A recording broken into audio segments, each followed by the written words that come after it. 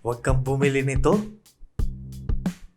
Kung sanay ka naman na sa tuwing maghuhugas ng kamay, sa damit nagpupunas, huwag kang bumili nito.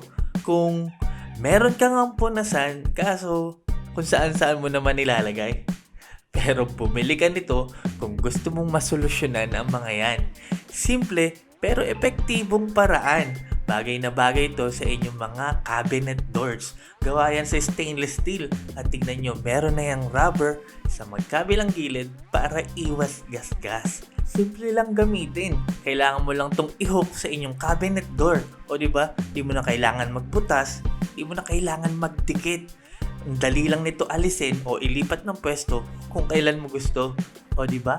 Swak na swak. At dahil ito ay stainless, maganda tignan at malinis. Gandang-ganda nga ako dito kaya dalawa na agad ang binili ko. Naglagay ako ng isa dito sa aking lababo at isa naman dito sa aking burner. Diba? Kung gusto nyo rin bumili nito, lalagay ko yung link sa caption, yung video at sa comment section. At kung ikaw naman ay nasa TikTok, nandyan yan sa Yellow Basket. Yun lang. Bye!